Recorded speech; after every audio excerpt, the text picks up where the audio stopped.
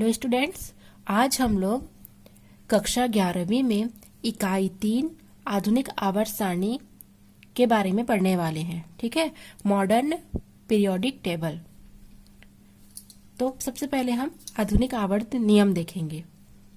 Mendeleev की आवर्त सारणी के दोषों को दूर करने के लिए, ठीक है, मोसले ने एक नई व्यवस्था का प्रचालन किया, एक नई व्यवस्था प्रचालित की, जिसे हम आधुनिक आवर्त सारणी के नाम से जानते हैं।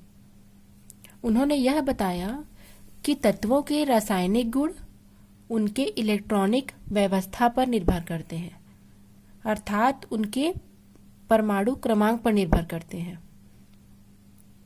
उन्होंने मेंडलीव के जो आवर्ती नियम था, मेंडलीव का आवर्ती नियम क्या था कि तत्वों के भौतिक एवं रासायनिक गुण उनके परमाणु द्रव्यमान के आवर्ती फलन होते हैं। तो उन्होंने जो मेंडलीव की आवर्त नियम है उसमें संशोधन किया और एक नया आवर्त का निर्माण किया, जिसे आधुनिक आवर्त सारणी कहते हैं।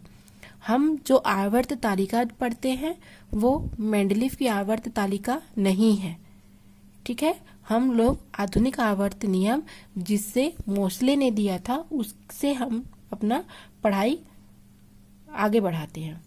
ठीक है, तो चलिए स्टार्ट करते हैं। आधुनिक आवर्त नियम। मेंडलीव की आवर्त सारणी के दोषों को दूर करने के लिए मोसले ने एक नया नियम दिया, एक नया आवर्ती नियम दिया, जिसके अनुसार तत्वों के भौतिक और रासायनिक गुण उनके परमाणु क्रमांक के आवर्ती फलन होते हैं। ठीक है, मेंडलीव में परमाणु द्रव्यमान के आवर्ती फलन होते हैं और आधुनिक आवर्त नियम में परमाणु क्रमांक के आवर्ती फलन होते हैं। अब इन्होंने जो आधुनिक आवर्त सारणी का निर्माण किया उसमें क्या किया, तत्वों को बढ़ते हुए परमाणु क्रमांक के आधार पर व्यवस्थित किया। ठीक है, और आवर्त सारणी का एक नया रूप प्रदान किया, जिसे हम आधुनिक आवर्त सारणी कहते हैं, और इसकी निम्नलिखित विशेषताएं होती हैं। तो पहला हम विशेषता देखते हैं, धातु और अधातु तत्वों को पृथक पृथक किया गया। मैं आप लोग को यहाँ पर रफली बता रही हूँ। ठीक है, रफली मैं आप लोग को आधुनिक आवर्त सारणी बना करके दिखा रही हूँ। इस प्रकार से रहता है, या मैं केवल आप लोग को इसका सैंपल टाइप बता रही हूँ। ठीक है, इस प्रकार से रहता है।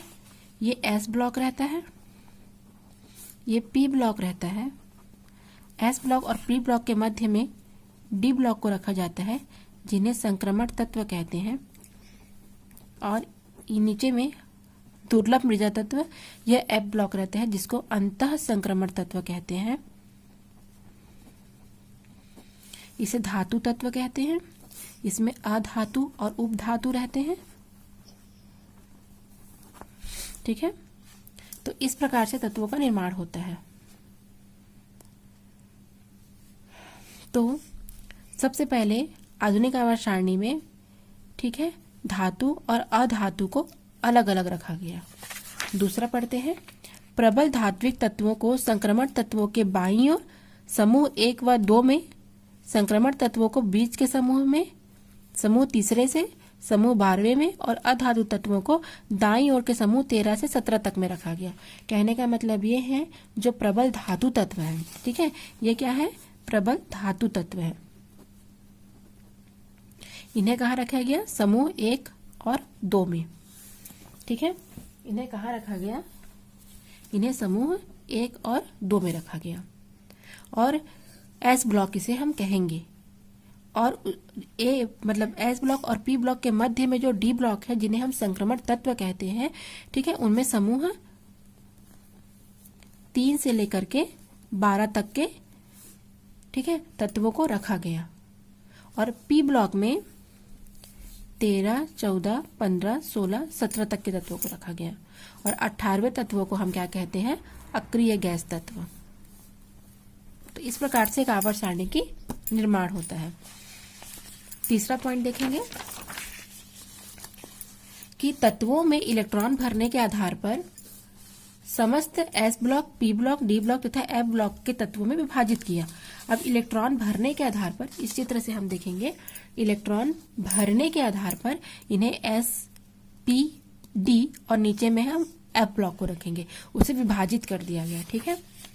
चौथा है संक्रमण तत्वों को सामान्य तत्वों से अलग कर दिया गया, जो कि S और P ब्लॉक के मध्य में है।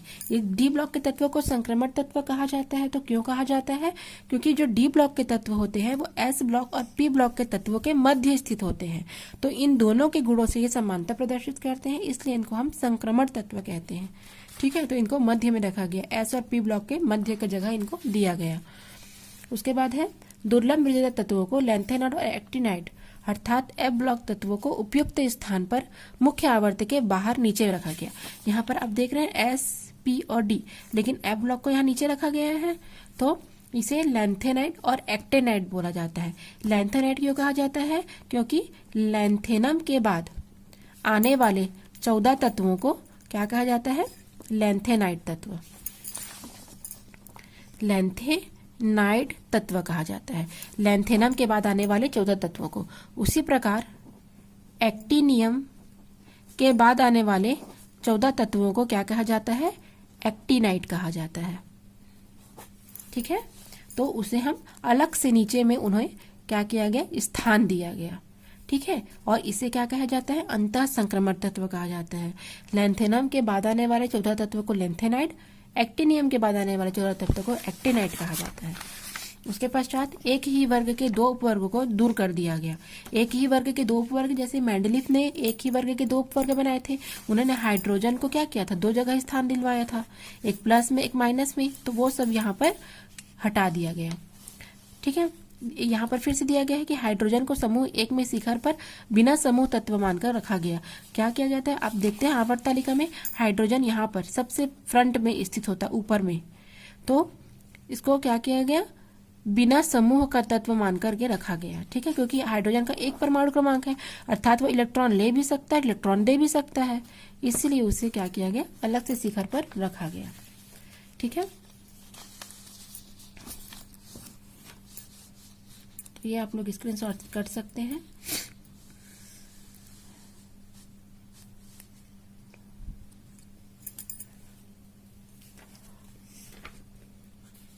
अब हम लोग आधुनिक आवर्त सारणी किस प्रकार से मेंडलीफ की आवर्त की सारणी से श्रेष्ठ है उसके हम पढ़ेंगे। ठीक है।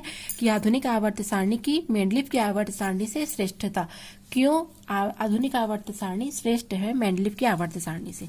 तो पहला है हाइड्रोजन को निश्चित स्थान प्रदान किया गया मेंडलीफ की आवर्त सारणी में। ठीक है। हाइड्रोजन को कोई निश्चित स्थान प्रदान नहीं किया गया था, लेकिन आधुनिक आवर्त सारणी में हाइड्रोजन को एक निश्चित स्थान प्रदान किया गया। ठीक है। अज्ञात तत्वों के लिए रिक्त स्थान छोड़ा गया। मेंडलीफ के में अज्ञात तत्वों के लिए रिक्त स्थान नहीं छोड़ा गया था, लेकिन आधुनिक आवर्त सारणी में मोस्टली ने अज्ञात तत्वों के लिए रिक्त स्थान छोड़ रखा था। आधुनिक आवर्त सारणी परमाणु क्रमांक पर आधारित है, जो कि अधिक वैज्ञानिक है। ठीक है। क्या किया गया? तत्वों को बढ़ते हुए परमाणु क्रमांक के आधार पर व्यवस्थित किया गया और उस तरीके से क्या किया गया? आवर्त तालिका का निर्माण किया गया। इस प्रकार इसे याद रखना बहुत आसान है। इसके ट्रिक है, पीरियोडिक टेबल याद करने के ट्रिक है। उस ट्रिक की सहायता से यदि हम इसे याद करेंगे तो बहुत ही आसान तरीके से हम उसे याद कर सकते हैं। प्रत्येक तत्व की स्थिति उनके इलेक्ट्रॉनिक विन्यास के क्रम में है। प्रत्येक तत्व को यदि हम देखेंगे तो उनकी जो पोजीशन जो रखा गया है वो उनके इलेक्ट्रॉनिक विन्यास के क्रम में रखा गया है। प्रत्येक आवर्त की समाप्ति उत्कृष्ट गैसों पर की गई है। हमने आवर्त पर जो तत्व रखे गए हैं वो अंतिम 18वें तत्व, ठीक है, 18वें तत्व, इसे हम उत्कृष्ट गैस कहते हैं, वहां पर जाकर के समाप्त हो जाती है। यह तत्वों के रासायनिक गुणों की समानताओं, विषमताओं आदि के क्रमिक परिवर्तन को प्रकट करती है। अब तत्वों को हम उनके बढ़ते क्रम में रखे हैं, परमाणु क्रमांक के बढ़ते हुए क्रम में। तो जब तत्वों को हम रखे हैं तो उनमें जो समानता पाई जाती है और जो असमानता पाई जाती है, उनके क्रमिक परिवर्तन को यह जो आवर्त तालिका है वो प्रकट करता है। विकर्ण संबंध का अध्ययन किया गया। ठीक है, कि किस प्रकार पहले समूह के तत्व दूसरे समूह के अगले तत्वों से समानता प्रदर्शित करते हैं और जो विकर्ण संबंध उनमें पाया जाता है उसका अध्ययन किया गया। एफ खंड के तत्वों को नीचे पृथक स्थान दिया गया है। ठीक है, एक रेखा द्वारा धातुओं को अधातुओं से पृथक किया गया है। आपने देखा है एस ब्लॉक के तत्व धातु तत्व और पी ब्लॉक के तत्व को अधातु तत्व कहा जाता है। तो उसे किस प्रकार से पृथक किया गया है ये आधुनिक आवर्त सारणी में आपको मिलेगा। तो ये क्या है, आधुनिक आवर्त सारणी की श्रेष्ठता है। अब हम आधुनिक आवर्त सारणियों की कमियों का निवारण को देखेंगे। तो अधिक परमाणु द्रव्यमान वाले तत्व का कम परमाणु वाले तत्व से पहले रखा जाना। चूंकि आधुनिक आवर्त सारणी में तत्वों को परमाणु क्रमांक के क्रम में रखा जाता है, अतः परमाणु द्रव्यमान के कारण उत्पन्न इस समस्या का निराकरण हो गया। मेंडलीफ ने आवर्त जब सारणी का निर्माण किया तो उसमें पहला कमी तो यही था कि उन्होंने अधिक परमाणु द्रव्यमान वाले तत्व को कम परमाणु द्रव्यमान वाले तत्व से पहले रखा। जैसे ऑर्गन का देखे थे हमने, ऑर्गन का होता है 39.9 और पोटेशियम का होता है 39.1। तो इन्होंने आर्गन को पहले रख दिया, उसके बाद पोटेशियम को रख दिया, जबकि पहले पोटेशियम को रखना था। ठीक है, तो परमाणु क्रम में पहले ऑर्गन आता है फिर पोटेशियम आता है, तो अधिक परमाणु द्रव्यमान को उन्होंने पहले रख दिया था। तो इसका निवारण आधुनिक आवर्त तालिका के द्वारा किया गया।